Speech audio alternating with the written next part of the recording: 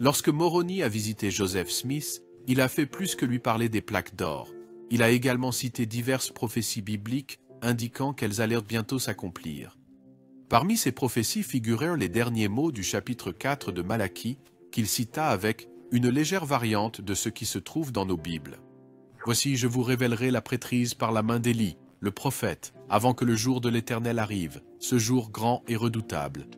Et il implantera dans le cœur des enfants les promesses faites aux pères, et le cœur des enfants se tournera vers leur père. S'il n'en était pas ainsi, la terre serait entièrement dévastée à sa venue. » En effet, personne ne saisit mieux l'essence du retour promis d'Élie que le déroulement inspiré des paroles de Malachie par Moroni. La récitation par Moroni de la prophétie de Malachie concernant le retour d'Élie était la première étape vers la connexion de toute la famille humaine par les ordonnances du Temple dans les derniers jours.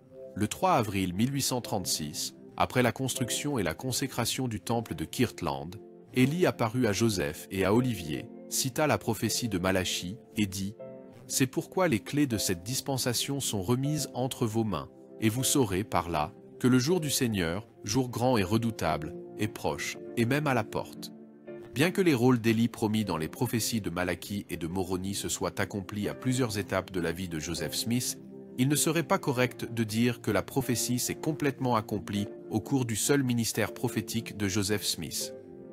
Élie a remis les clés de scellement entre les mains des prophètes vivants et des disciples fidèles, leur imposant, ainsi qu'aux générations futures, l'obligation de prendre les mesures nécessaires pour exercer ces clés et vivre dignement les bénédictions promises.